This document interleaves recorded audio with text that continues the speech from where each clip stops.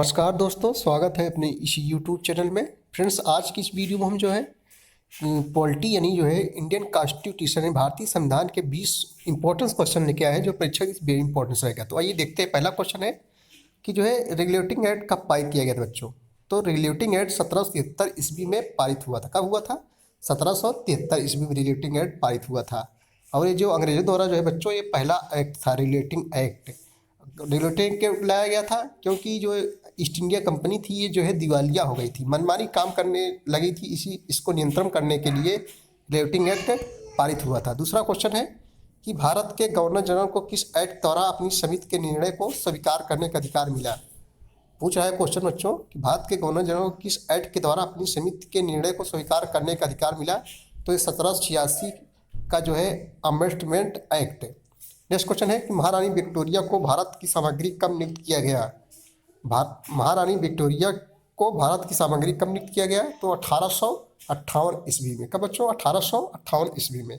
Next question देखेंगे हम लोग, मार्ले मिंटो सुधार का उद्देश्य क्या था? पूछ रहा है कि मार्ले मिंटो सुधार का उद्देश्य क्या था? तो मार्ले मिंटो का मुख्य उद्देश्य बच्चों था पृथक पृथक निर्वाचन की व्यवस्था। क्या था? पृथक निर्वाचन की व्यवस्था। अगला क्वेश्चन है कि मार्ले मिंटो सुधार बिल किस वर्ष पारित हुआ था? तो मार्ले मिंटो सुधार बिल ये जो है 1909 ईस्वी में पारित हुआ था। मुसलमानों के लिए पृथक निर्वाचन की व्यवस्था की गई थी। अगला क्वेश्चन देखेंगे कि जो है क्वेश्चन नंबर 6 है, मुसलमानों के लिए अतिरिक्त निर्वाचन मंडल प्रारंभ में किसके द्वारा लाया गया था? तो मार्ले मिंटो सुधार अधिनियम वही 1909 के तहत जो है लाया गया था। नेक्स्ट क्वेश्चन देखेंगे हम लोग, क्वेश्चन नंबर 7 है कि 1709 के इंडियन काउंसिल एक्ट में किस बात की जो है व्यवस्था की गई थी? 1909 के इंडियन काउंसिल एक्ट में किस बात की व्यवस्था की गई थी? तो बच्चों ये जो है सांप्रदायिक प्रतिनिधित्व की। नेक्स्ट क्वेश्चन है कि मॉन्टेग्यू चेम्सफोर्ड सुधार में प्रावधानों का सार क्या था? तो प्रांतों में जो है दोहरा शासन। अगला क्वेश्चन है कि भारत का संविधान लागू होने तक स्वतंत्रता के पश्चात इसका शासन किसके अंतर्गत जो है चलाया गया था? तो ये है भारत शासन अधिनियम 1935 के अंतर्गत जो है चलाया गया था। नेक्स्ट क्वेश्चन है, अगला क्वेश्चन देखेंगे हम लोग, भारत की आज़ादी के समय इंग्लैंड किस पार्टी की सरकार थी? भारत की आज़ादी के समय इंग्लैंड में किस पार्टी की सरकार थी? बच्चों लेबर पार्टी की जो है सरकार थी। नेक्स्ट क्वेश्चन देखेंगे हम लोग, केंद्र में द्वैध शासन प्रणाली को किस अधिनियम के अंतर्गत स्थापित किया गया था? केंद्र में द्वैध शासन प्रणाली को किस अधिनियम के अंतर्गत स्थापित किया गया? तो भारत सरकार अधिनियम 1935 के अंतर्गत। अगला क्वेश्चन है, किस अधिनियम की प्रमुख विशेषता प्रांतीय स्वतंत्रता थी?